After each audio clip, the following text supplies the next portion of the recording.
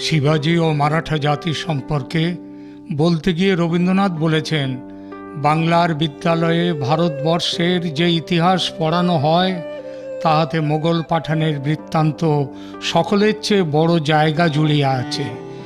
এই বিদেশি রাজাদের কীর্তি কাহিনীর সংস্রবে মারাঠা ও শিখের যেটুকু ইতিহাস আমাদের ছাত্রেরা পড়িতে পায় তাহা অতি অকিঞ্চিতকর। সেই ট্র্যাডিশনে চাপা পড়েছেন বাংলার এক বীর সেনানী, যাকে বিসর্জন দেয়া হয়েছে ইতিহাসের পাঠ্য বই থেকে। এই মানুষটি ডক্টর শ্যামাপ্রসাদ মুখোপাধ্যায়, যিনি না থাকলে পশ্চিমবঙ্গ নামক এই রাজ্যটিরই জন্ম হতো না। এই তথ্যচিত্রটি বাংলা মায়ের সেই বীর সন্তানের প্রতি আমাদের শ্রদ্ধাঞ্জলি।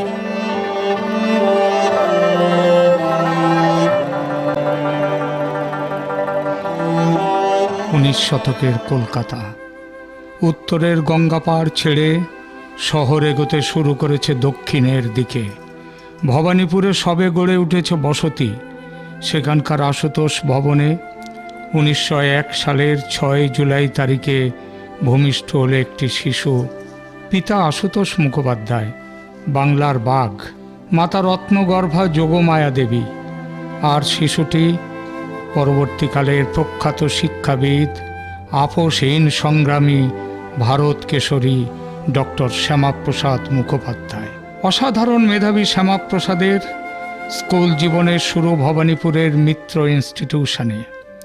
সেখান থেকে 1917 সালে স্কলারশিপ নিয়ে ম্যাট্রিকুলেশন পাশ করেন, ভর্তি হন প্রেসিডেন্সি কলেজে। 1921 সালে ইংরেজিতে অনার্স নিয়ে বিএ পাশ করলেন, পরীক্ষায় ফার্স্ট ক্লাস ফার্স্ট। তারপর পিতার আদেশে মাতৃভাষাকে মর্যাদা দেওয়ার জন্যে কলকাতা বিশ্ববিদ্যালয়ে এমএ ক্লাসে ভর্তি হলেন বাংলা নিয়ে। 1923 এমএ পাশ করলেন এবং এবারও পরীক্ষায় প্রথম শ্রেণীতে প্রথম। একই সঙ্গে সাফল্যের সঙ্গে পাশ করলেন আইন। ইতিমধ্যে 1922 সালে পুত্রের বিবাহ দিয়েছেন স্যার আশুতোষ, স্ত্রী সুধা দেবী, বাংলার খ্যাতনামা কবি বিহারীলাল চক্রবর্তীর কন্যার সাথে। 1924 সালে কলকাতা বিশ্ববিদ্যালয়ের ফেলো হলেন শ্যামাপ্রসাদ। এর কিছুদিনের মধ্যে পিতা গত হলেন। পিতার মৃত্যুর পর কলকাতা বিশ্ববিদ্যালয়ের পরিচালন সমিতির সদস্য করা হলো তাকে। 1926 সালে লন্ডনে গেলেন ব্যারিস্টারি পড়তে। পাশ করে এসে যোগ দিলেন কলকাতা হাইকোর্টে। আমাদের কপাল ভালো, আইন ব্যবসাতে খুব একটা জোর দেননি। তাঁর অনুরাগ ছিল শিক্ষায়। সেই জন্যেই 1929 সালে ভারতের জাতীয় কংগ্রেস দলের প্রার্থী হয়ে প্রতিদ্বন্দ্বিতা করলেন বাংলার বিধান পরিষদ নির্বাচনে জয়লাভ করেছিলেন শ্যামাপ্রসাদ, কিন্তু কংগ্রেসে থাকতে পারলেন না, কারণ বিধান পরিষদ বয়কট করল কংগ্রেস। এই সিদ্ধান্ত মন থেকে মানতে পারেননি শ্যামাপ্রসাদ, তাই শুধু বয়কট করা নয়, পদত্যাগ করলেন। আবার ভোট হলো, এবার নির্দলীয় সদস্য হিসেবে জয়লাভ করলেন। 1933 সালে पत्नी सुधा देवी मृत्यु। जब हमको मदर मर गया ना, छोटा भाई तो 3 साल का, उनके ऊपर हमारा सिस्टर 5, मैं 7, मेरा बड़ा भाई 9, एकदम छोटा सा। আর তিনি ব্যস্ত হয়ে পড়লেন কর্মজগতে। 1934 সাল কলকাতা বিশ্ববিদ্যালয়ের উপাচার্য হলেন মাত্র 33 বছর বয়সে। দুনিয়ার তাবৎ বিশ্ববিদ্যালয়ের সর্বকনিষ্ঠ উপাচার্য। 1938 সাল পর্যন্ত ছিলেন এই পদে। যুগান্তকারী সব সংস্কার করেছিলেন বিশ্ববিদ্যালয়ের পঠন পাঠনে, করিয়েছিলেন কনভোকেশনে রবীন্দ্রনাথকে দিয়ে বাংলায় বক্তৃতা। কিন্তু শিক্ষা জগৎ নয়, আর এক বৃহৎ জগতের ডাক এবার এলো তাঁর কাছে। সে জগৎ রাজনীতির।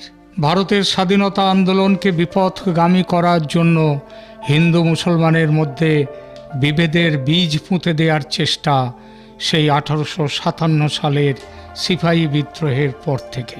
1905 সালে বঙ্গভঙ্গের হুকুম জারি করে এই পথে এগিয়েছিল ইংরেজ। 1932 সালে কমিউনাল অ্যাওয়ার্ড জারি করে আবার এগুলো সরকার।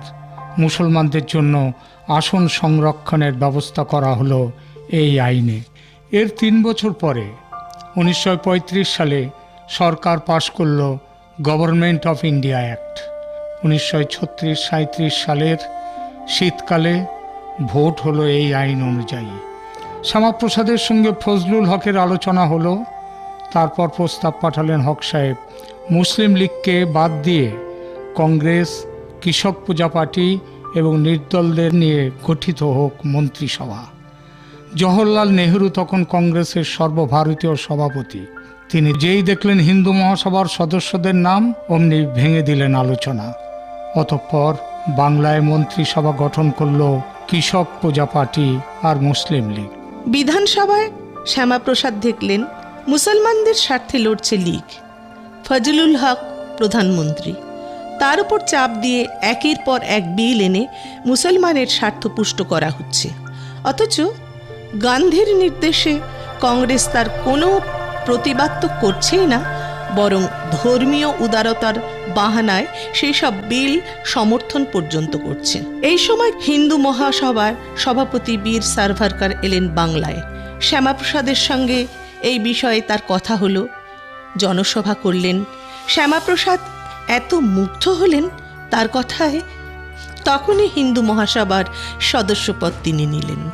এই সময় শুরু হলো পৃথিবীব্যাপী দ্বিতীয় বিশ্বযুদ্ধ। এক পক্ষে ব্রিটেন, আমেরিকা, অন্য পক্ষে জার্মানি, ইটালি, জাপান। গান্ধীজি তথা কংগ্রেসের সঙ্গে আলোচনা না করেই বড়লাট লর্ড লিনলিথগো ঘোষণা করে দিলেন যুদ্ধে ভারত থাকবে ইংরেজের পক্ষে। প্রচণ্ড ক্রুদ্ধ হলেন গান্ধীজি। প্রথম বিশ্বযুদ্ধে ইংরেজের স্তোক বাক্যে বিশ্বাস করে জান প্রাণ দিয়ে সাহায্য করেছিলেন। কথা ছিল যুদ্ধের পর স্বাধীনতা দেবে ইংরেজ, কথা রাখেনি। এবার তাই গান্ধীজি বললেন, আগে স্বাধীনতা দাও, তারপর সাহায্য নাও। ইংরেজ সে কথা মানল না। জিন্নার মুসলিম লীগ কিন্তু শর্ত ছাড়াই বাড়িয়ে দিল সাহায্যের হাত। এরপর একটা আত্মঘাতী সিদ্ধান্ত নিলেন গান্ধীজি। দেশের মোট 11টি প্রদেশের 8টিতেই ছিল কংগ্রেসের একক সরকার। গান্ধীজি হুকুম জারি করলেন, পদত্যাগ করো সবাই। তাই করলেন তারা। সেই সুযোগ নিলেন জিন্না।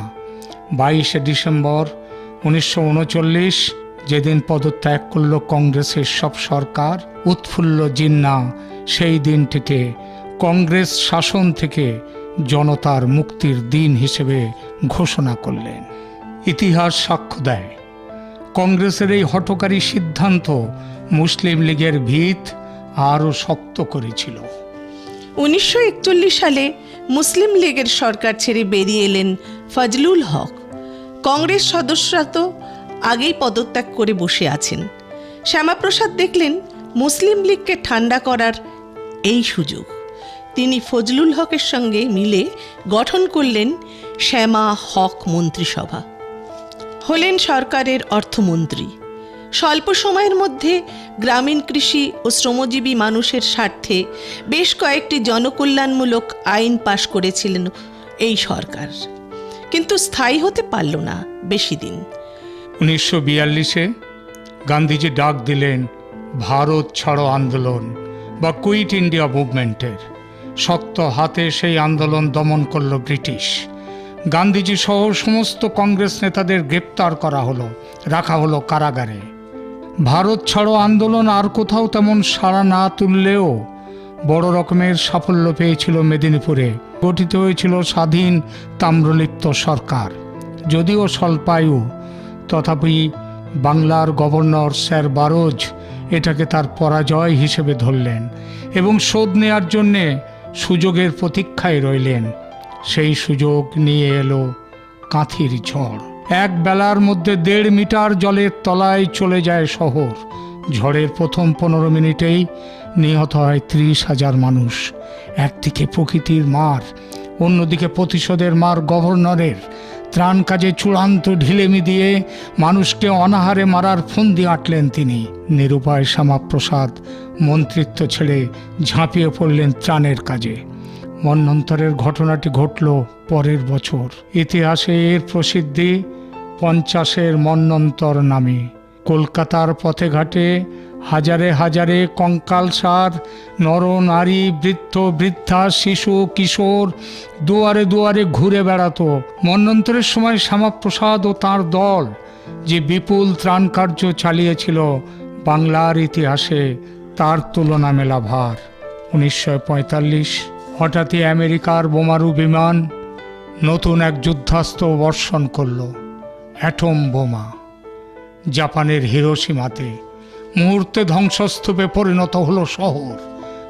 3 দিন পর আবার সেই বোমা নিক্ষিপ্ত হলো নাগাসাকি শহরে।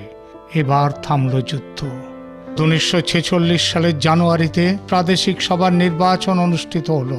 বাংলায় জয়ী হলো মুসলিম লীগ। মন্ত্রিসভা গঠন করলেন আবার সেই শাহেদ সুরাবর্তী। একদিকে যুদ্ধ ক্লান্ত, আর্থিকভাবে বিধ্বস্ত ব্রিটিশ অর্থনীতি, অন্যদিকে নেতাজির ভয়। ব্রিটিশ বুঝল এদেশ আর দখলে রাখা যাবে না। লন্ডনে ব্রিটিশের মন্ত্রিসভার সিদ্ধান্ত নিল যত শীঘ্র সম্ভব ক্ষমতা হস্তান্তর করে বিদায় নিতে হবে ভারতবর্ষ থেকে। খুঁটিনাটি ঠিক করতে ভারতে এলেন ক্যাবিনেট মিশনের প্রতিনিধিরা। কংগ্রেস আর মুসলিম লীগের নেতাদের নিয়ে বৈঠক শুরু হলো। প্রথমে 16ই মের প্রস্তাব, দেশ ভাগ না করে ধর্মের ভিত্তিতে প্রদেশ বা রাজ্যগুলিকে দুটো গ্রুপে রেখে দিয়ে ক্ষমতা হস্তান্তরের প্রস্তাব। সব পক্ষ মেনে নিল, কিন্তু নেহেরু পিছিয়ে এলেন, কারণ দুর্বল কেন্দ্রীয় সরকারের ধারণার তিনি বিরোধী। আসল কারণটা যদিও ছিল অন্য।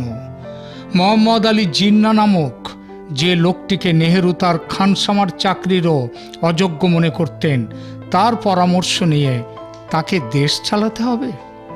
অতএব বাতিল হলো দেশকে অবিভক্ত রেখে স্বাধীনতা পাওয়ার শেষ সুযোগ। এরপর ক্যাবিনেট মিশন ঘোষণা করল 16ই জুনের প্রস্তাব, ধর্মের ভিত্তিতে দেশভাগের সিদ্ধান্ত হলো। সংবিধান রচনার জন্য সংবিধান পরিষদ গঠনের সিদ্ধান্ত হলো এবং হলো অন্তর্বর্তী মন্ত্রিসভা গঠনের সিদ্ধান্ত। ভারত ভাগ প্রস্তাবের বিরোধিতা জিন্নায় অসম্ভব ক্রুদ্ধ হয়ে গেলেন। বললেন, পাকিস্তান আমার চাই চাই, দরকার হলে যুদ্ধ করে আদায় করব। হয় ভারত ভাগ হবে, নয় ভারত ধ্বংস হবে। আর এই হুঙ্কার যে কথায় কথা নয়, সেটা বোঝাতে ডাক দিলেন ডাইরেক্ট অ্যাকশন। 16ই আগস্ট 1946-এ কলকাতায় ঘটল ইতিহাসের এক কালো অধ্যায়, দ্য গ্রেট ক্যালকাটা কিলিং। সে ছিল বড় ভয়ঙ্কর দিন। 16ই আগস্ট সকালে গড়ের মাঠে বিরাট জনসভা হলো। তাতে কাতারে কাতারে যোগ দিল ধর্মযুদ্ধের সেনানীরা, অস্ত্রশস্ত্রে সজ্জিত হয়ে। সুরাবর্তী সেই সভায় প্রচণ্ড গরম বক্তৃতা দিলেন। মুসলিম লীগের সচিব এস.এন. ওসমান ধর্মযুদ্ধের পুস্তিকা বিতরণ করলেন। তাতে লেখা, কাফের, তোদের ধ্বংসের আর দেরি নেই, সার্বিক হত্যাকাণ্ড ঘটবে, কায়েদে আজমের ডাক এসেছে, খোলাখুলি যুদ্ধ, এতে মৃত্যু হলে আমরা বেহেস্তে যাব। সভা শেষে শুরু হলো অ্যাকশন। প্রথম 2 দিন পাইকারি হারে খুন হলো হিন্দুরা। তারপর পাল্টা আক্রমণে নামলো বিহারি হিন্দু আর শিখরা। স্বজাতির গায়ে হাত পড়তে এবার সুরাবর্দী সাহেবের মনে পড়ল সেনা নামানোর কথা, শান্তি শৃঙ্খলা রক্ষার কথা। 4 দিনের মাথায় থামল দাঙ্গা। 10,000 মানুষের মৃত্যু হয়েছে ততদিনে। এই ঘটনার প্রতিবাদে বিধানসভায় সুরাবর্দী সরকারের বিরুদ্ধে অনাস্থা প্রস্তাব উঠল। শ্যামাপ্রসাদ তীব্র ভাষায় আক্রমণ করলেন মুসলিম লীগের নির্লজ্জ সাম্প্রদায়িকতাকে। কংগ্রেসও যোগ দিল তার সঙ্গে। বিধানসভার 3 কমিউনিস্ট সদস্য জ্যোতি বসু, রূপনারায়ণ রায় আর রতনলাল ব্রাহ্মণের গলায় কিন্তু তখন অন্য সুর। সুরাবর্দীর বিরুদ্ধে আনা অনাস্থা প্রস্তাব তারা সমর্থন করলেন না। কলকাতার দাঙ্গার পরিপ্রেক্ষিতে বাঙালি হিন্দুর হোমল্যান্ড দাবিরও বিরোধিতা করল তারা। জ্যোতিবাবু বিধানসভায় ভাষণ দিলেন, বাংলাকে ভাগ হতে দেব না, যার নিহিত অর্থ ছিল পুরো বাংলাই পাকিস্তানে যাক। কলকাতার পর হিন্দুদের ওপর আক্রমণ নেমে এলো নোয়াখালীতে। শতকরা মাত্র 20% হিন্দুর বাস সেখানে। নোয়াখালীর গণহত্যা শুরু হয় কোজাগরী লক্ষ্মী পুজোর দিন। সেদিন ছিল 10ই অক্টোবর 1946, যখন হিন্দুর ঘরে ঘরে শান্তি ও সমৃদ্ধির দেবী মা লক্ষ্মীর আরাধনার আয়োজন চলছে, তখন নেমে এলো আক্রমণ। চলছিল এক নাগাড়ে 15 দিন ধরে। হিন্দু সম্পত্তি ধ্বংসের সঙ্গে সঙ্গে হত্যা লীলা, নারী ধর্ষণ, জবরদস্তি, ধর্মান্তকরণ। হয় ধর্ম পাল্টাও, না হয় মরো। তাতেও অবশ্য রক্ষা ছিল না মা বোনেদের। নোয়াখালীর ঘটনায় ব্যথিত গান্ধীজি ছুটলেন সেখানে, সভা করলেন। শ্রোতারা সবাই মুসলমান। তাদের বললেন, যা হয়ে গেছে তা নিয়ে কি আর করা যাবে এখন, তবে এখন অন্তত শান্তি ফেরানোর কাজটা করো। তোমাদের হিন্দু ভাইয়েরা ফিরে এলে তাদের আবার আপন করে নাও। কি নেবে তো? শ্রোতারা নিশ্চুপ। গান্ধীজি বুঝলেন মিশন ইম্পসিবল। নোয়াখালী ছেড়ে তিনি চলে গেলেন বিহার। জীবনে নোয়াখালীর নাম আর নেননি গান্ধীজি। 2 মাস পরে হিন্দুদের উদ্দেশ্যে দিল্লি থেকে বলেছিলেন, হয় নোয়াখালী ছাড়ো, নয় মরো। হিন্দু মা বোনেদের উদ্ধারের চেষ্টা চালিয়েছিলেন তিনি নেলি সেনগুপ্তা, সারা ভারত কংগ্রেসের এক সময়ের সভানেত্রী। আর চেষ্টা চালিয়েছিলেন শ্যামাপ্রসাদ। কলকাতা ও নোয়াখালীর ঘটনার পর শ্যামাপ্রসাদ দৃঢ় নিশ্চয় হয়েছিলেন যে সংখ্যাগরিষ্ঠ মুসলমানের বাংলায় সংখ্যালঘু হিন্দুর জীবন বিপন্ন হবেই। একমাত্র পথ হিন্দুদের পূর্ববঙ্গ থেকে চলে আসা। কিন্তু আশা বললেই যে আসা যায় না, ছেড়া যায় না সেখানকার মাটি, গাছ গাছালি, পাখ পাখালি, খাল বিল নদীর সঙ্গে জন্ম জন্মান্তরের নারীর টান। দেশ ছাড়ার ভাবনাতেই উঠল হাহাকার। আমার মন কান্দে পদ্মার চরের লাইগা, আমার মন কান্দে রে পদ্মার চরের লাইগা দরদি রে, মন কান্দে পদ্মার পারের লাইগা। কিন্তু ঘরে যখন আগুন লাগে, স্ত্রী মা বোনের সম্ভ্রম যখন বিপন্ন হয়, তখন তো সে ঘর ছাড়তেই হয়।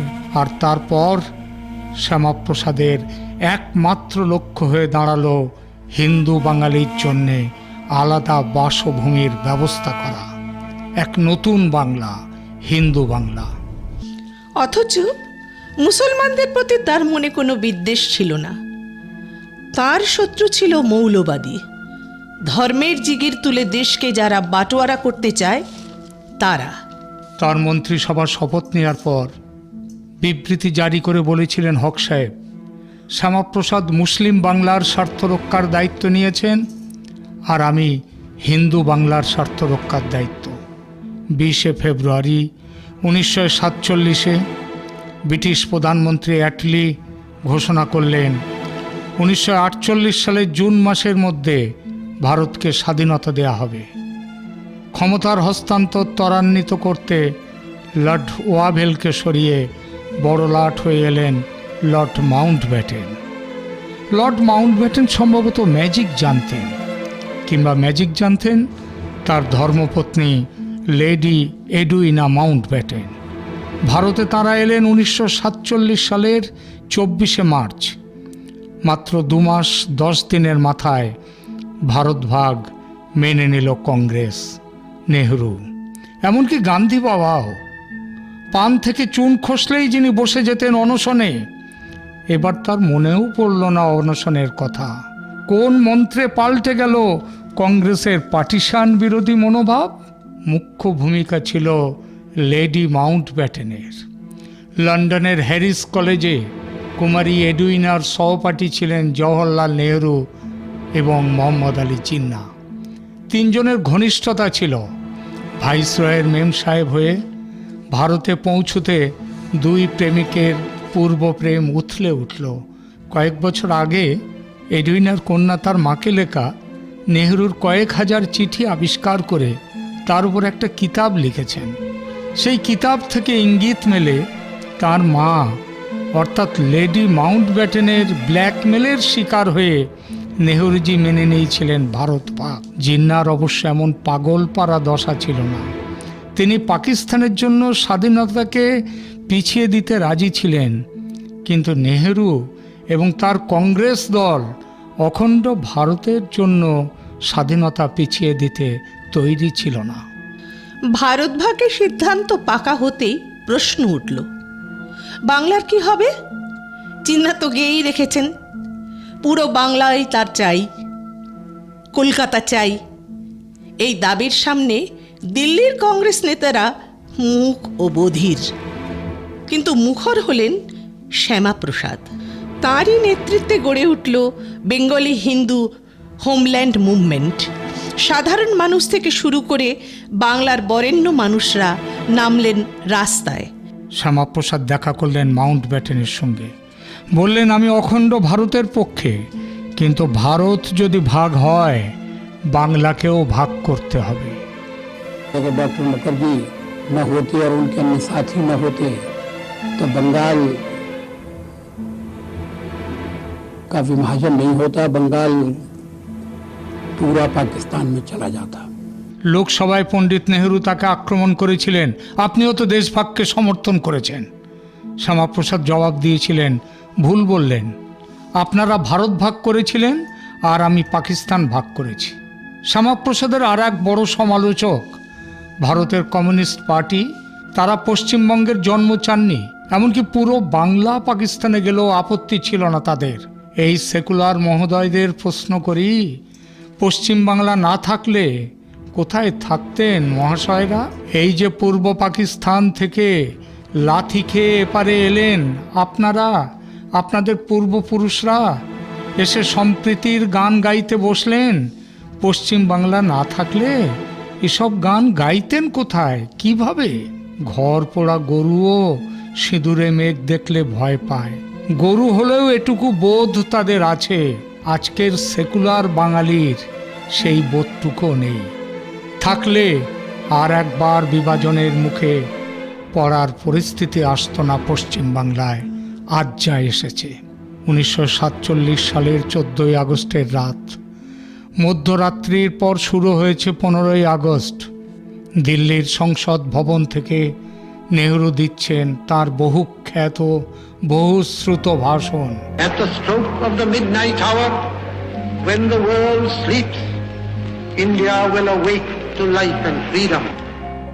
সারা দেশ জুড়ে আলোর রোশনাই। একদিকে এই উৎসব, এই উল্লাস, এই আলোকমালা, আর একদিকে মৃত্যু ভয় তাড়িত পশুর মতো এগিয়ে চলেছে লক্ষ লক্ষ ছিন্নমূল মানুষের মিছিল। শ্যামাপ্রসাদ ব্যস্ত রইলেন পূর্ব বাংলা থেকে আসা উদ্বাস্তুদের পুনর্বাসনের কাজে। কিন্তু ডাক এলো গান্ধীজির কাছ থেকে, মন্ত্রিসভায় যোগ দেওয়ার নিমন্ত্রণ। স্বাধীন ভারতের প্রথম মন্ত্রিসভা, দেশ গঠনের ঐতিহাসিক দায়িত্ব। শ্যামাপ্রসাদ এগিয়ে এলেন, পেলেন শিল্প সরবরাহ দপ্তর। প্রায় 3 বছর মন্ত্রী ছিলেন। গান্ধীবাদী অর্থনীতির বিপরীতে যাত্রা করে জোর দিলেন বৃহৎ শিল্প স্থাপনে। It is a solemn and sacred trust which we Indians have agreed to perform to the best of our ability. Villi ইস্পাত কারখানা, চিত্তরঞ্জন লোকোমোটিভ, সিন্ধ্রি সার কারখানা, হিন্দুস্তান এয়ারক্রাফটের স্থাপনা তাঁরই হাতে। 1948 সালের 30শে জানুয়ারি নিহত হলেন গান্ধীজি। শোকে মুহ্যমান দেশ। দেশের স্বাধীনতা যিনি এনেছেন তাঁকে হত্যাকারী নাথুরাম গডসে কিন্তু বললেন, এই মানুষটি স্বাধীনতার সঙ্গে বিশ্বাসঘাতকতা করেছেন। কিন্তু নিষিদ্ধ হলো আরএসএস, হিন্দু মহাসভা। ব্যাপক ধরপাকড়। শ্যামাপ্রসাদ বললেন, বিনা প্রমাণে এভাবে গ্রেপ্তার করা আইন বিরুদ্ধ। এর জন্যে সর্দার প্যাটেলের তিরস্কারও তিনি শুনেছিলেন। পরিণামে কিন্তু নিষেধাজ্ঞা তুলে নিতে হয়েছিল সরকারকে। স্বাধীনতার পর হিন্দু মহাসভার দরজা মুসলিম সহ সমস্ত ধর্মের মানুষদের জন্য খুলে দেওয়ার কথা বলেছিলেন তিনি। দল খারিজ করে দেয় তার প্রস্তাব। দেশ বিভাগের ধাক্কায় উদ্বাস্তু সমস্যা তৈরি হয়েছিল দেশের পশ্চিম প্রান্ত পাঞ্জাব আর পূর্ব প্রান্ত বাংলায়। এই সমস্যার স্থায়ী সমাধানের জন্য বাবা সাহেব আম্বেদকরের প্রস্তাব ছিল দু দেশের মধ্যে ধর্মের ভিত্তিতে সংখ্যালঘু বিনিময়। বিরোধিতা এসেছিল গান্ধী আর নেহরুর কাছ থেকে। গান্ধী বলেছিলেন, জনবিনিময়ের কথা আমি ভাবতেও পারি না। আর নেহরু বলেছিলেন, আমি কোনো ধর্মই মানি না। তবু পূর্ণ জনবিনিময় হয়েছিল পশ্চিম প্রান্তে। এমনকি পশ্চিমের উদ্বাস্তুরা ভারতে আসার সময় যাতে নিরুপদ্রবে আসতে পারে এবং ঠিকমতো পুনর্বাসন পেতে পারে, তার জন্য কেন্দ্রীয় সরকার তৈরি করেছিল মিলিটারি ইভাকুয়েশন অর্গানাইজেশন। পশ্চিমের উদ্বাস্তুরা ভাগ্যবান, পূর্বের হতভাগ্যরা 1949-50 সালে পূর্ব বাংলার হিন্দুদের ওপর অত্যাচার যখন নৃশংসতার সমস্ত সীমা অতিক্রম করল, তখন সংসদে নেহরুকে প্রশ্ন করেছিলেন শ্যামাপ্রসাদ, পূর্ববঙ্গের এই হিন্দু হত্যার পরিপ্রেক্ষিতে সরকার কি পাঞ্জাবের মতো জনবিনিময়ের কথা ভাবছে? উত্তর দিতে গিয়ে নেহরু দার্শনিক হয়ে গিয়েছিলেন। শ্যামাবাবুকে বলেছিলেন, আপনার এই ধরনের প্রস্তাব ভারতীয় ধ্যান ধারণার বিরোধী। তাছাড়া এর সঙ্গে একটা বিশ্বাসভঙ্গের প্রশ্ন জড়িয়ে আছে। তীক্ষ্ণ ব্যঙ্গ করেছিলেন শ্যামাপ্রসাদ। বলেছিলেন, মনে হচ্ছে পাঞ্জাবের লোক বিনিময়ের সময় বিশ্বাসভঙ্গের ব্যাপারকে পণ্ডিতজি হিমঘরে পাঠিয়ে দিয়েছিলেন। যদি তাই হয়, আমার অনুরোধ, আবার এসব কথা হিমঘরে পাঠিয়ে অভিজ্ঞ রাজনীতিকের মতো আচরণ করুন। উত্তর ছিল না নেহরুর কাছে, কোনো ব্যবস্থাও নেননি। পূর্ব বাংলায় গণহত্যার প্রতিক্রিয়ায় ভারতের কিছু জায়গায় শুরু হলো বদলা নেবার পালা। পাকিস্তানের প্রধানমন্ত্রী কিন্তু চুপ করে বসে থাকলেন না। নেহরুর মতো ছুটে এলেন ভারতে। দুদেশের সংখ্যালঘুদের নিরাপত্তা সুনিশ্চিত করতে স্বাক্ষর করলেন 50-এর নেহেরু লিয়াকত চুক্তি। এই চুক্তি ভারতের মুসলমানদের রক্ষা কবচ হল, কিন্তু পাকিস্তানের হিন্দুদের কাছে হলো একটা বাজে কাগজ। প্রতিবাদ জানিয়ে মন্ত্রিসভা থেকে পদত্যাগ করলেন শ্যামাপ্রসাদ। তারপর সংসদে তীব্র ভাষায় আক্রমণ করলেন নেহরুকে।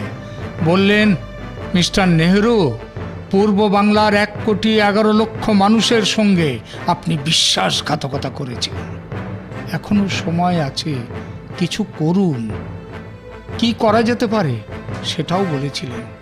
দিয়েছিলেন 3টি বিকল্প: 1, ভারত ও পাকিস্তানের পুনর্মিলন; 2, দু দেশের মধ্যে সংখ্যালঘু বিনিময়; এবং 3, দু দেশের মধ্যে সীমানার পুনরায় নির্ধারণ। কিছুই করেননি নেহরু। হিন্দু মহাসভা ত্যাগ করার পর রাষ্ট্রীয় স্বয়ংসেবক সংঘের সরসংঘ চালক মাধব সদাশিব গোলওয়ালকরের সঙ্গে যোগাযোগ হয় শ্যামাপ্রসাদের। তাঁর পরামর্শে নতুন একটি রাজনৈতিক দল ভারতীয় জনসংঘ প্রতিষ্ঠা করলেন 1951 সালের 21শে অক্টোবর। এই জনসংঘ থেকে জন্ম আজকের ভারতীয় জনতা পার্টি। শ্যামাপ্রসাদ যখন জনসংঘ তৈরি করলেন, তখন বিক্ষোভের আগুনে জ্বলছে জম্মু। শেখ আবদুল্লার সাম্প্রদায়িক রাজনীতি, ভারত বিরোধী কাজকর্ম এবং হিন্দুদের ওপর দমন পীড়নের বিরুদ্ধে মানুষ পথে নেমেছে, আওয়াজ তুলেছে। কাশ্মীরের বিশেষ সাংবিধানিক অধিকার প্রত্যাহার করতে হবে, আওয়াজ উঠেছে। এক দেশ মে দো বিধান, দো প্রধান, দো নিশান, নেহি চলেঙ্গে, নেহি চলেঙ্গে। 1952 সালের 29শে জুন সারা ভারত জুড়ে কাশ্মীর দিবস পালনের ডাক দিলেন তিনি। জনতাকে আহ্বান করলেন সরকারি ট্যাক্স না দেওয়ার জন্যে। শেখ আবদুল্লাহর অত্যাচার আরও মাত্রা ছাড়া হলো। পার্লামেন্টের 80 জন সাংসদকে সঙ্গে নিয়ে নেহরুর কাছে ডেপুটেশন দিলেন শ্যামাপ্রসাদ। ভারতের প্রধানমন্ত্রীর প্রতিক্রিয়া ছিল, শেখের জায়গায় আমি থাকলে আরও বেশি নির্মম হতাম। তিনি ঘোষণা করলেন, জম্মু ও কাশ্মীর ভারতের অঙ্গরাজ্য, পারমিট ছাড়াই তিনি যাবেন সেখানে এবং শ্রীনগরে গিয়ে উত্তোলন করবেন ভারতের জাতীয় পতাকা। 8ই মার্চ 1953 দিল্লি থেকে যাত্রা শুরু করলেন শ্যামাপ্রসাদ। সঙ্গীতের মধ্যে অটল বিহারী বাজপেয়ী এবং বলরাজ মাধব ছিলেন। 11ই মে অপরাহ্নে জম্মু সীমান্তে পৌঁছলেন তারা। সামনে রাভি নদী, নদীর ওপারে সেতুতে গ্রেপ্তার করা হলো তাকে। और जब वो जम्मू की सीमा पर गिरफ्तार कर लिए गए तो उन्होंने चलते वक्त मुझे कहा था कि वाजपेयी जाओ और देशवासियों से कहो कि मैं जम्मू कश्मीर में प्रविष्ट हो गया हूँ, लेकिन मैंने परमिट नहीं लिया है। গভীর রাতে শ্রীনগরের সন্নিকটে সেই বিশ্রামের জায়গায় পৌঁছানো গেল। একটা ছোট পুরনো স্যাঁতস্যাঁতে বাড়ি, অস্বাস্থ্যকর। ড্রাই পুলিশের পুরনো রোগী সেখানে থাকতে গিয়ে অসুস্থ হয়ে পড়লেন। এসবেরই পরিণামে 23শে জুন বিদায় নিলেন পৃথিবী থেকে ভারত কিশোরী শ্যামাপ্রসাদ মুখোপাধ্যায়। জবগ্নিকা পাত হলো এক দরদি, মরমী, লড়াকু ব্যক্তিত্বের। শোকস্তব্ধ দেশবাসী তার মৃত্যু নিয়ে সেদিন প্রশ্ন তুলেছে। বলেছেন, এটা সাধারণ মৃত্যু নয়, এটা হত্যা। শ্যামাপ্রসাদের পুত্রহারা জননী নেহরুর কাছে বিচার চাইলেন। নেহরু পাশ কাটিয়ে গেলেন। তদন্ত চাইলেন মুখ্যমন্ত্রী ডক্টর বিধানচন্দ্র রায়। নেহরুর উত্তর, সব ঠিক হ্যায়, তদন্তের কোনো প্রয়োজন নেই। 63টা বছর কেটে গেছে তারপর। শ্যামাপ্রসাদের প্রতিষ্ঠিত রাজনৈতিক দলের উত্তরসূরি বিজেপি আজ দেশের বৃহত্তম দল। সেদিনের জম্মু সঙ্গী অটল বিহারী ইতিমধ্যে 6 বছর শাসন করেছেন দেশ। নরেন্দ্র মোদীর নেতৃত্বেও 2 বছর অতিক্রান্ত। কিন্তু শ্যামাপ্রসাদের মৃত্যু রহস্য উন্মোচনে কোনো তদন্ত কমিশন আজও বসল না। বাংলার মানুষ, ভারতের মানুষ চায় তাদের প্রিয় নেতার হত্যাকারীরা চিহ্নিত হোক, শাস্তি পাক। মানুষ কিন্তু শ্যামাপ্রসাদকে ভোলেনি, ভুলবে না। এ কথা ভুলব না, তোমার কলজার খুনে রাঙাইলো কে আন্ধার জেলখানা। তোমার কলজার খুনে রাঙাইলো কে আন্ধার জেলখানা।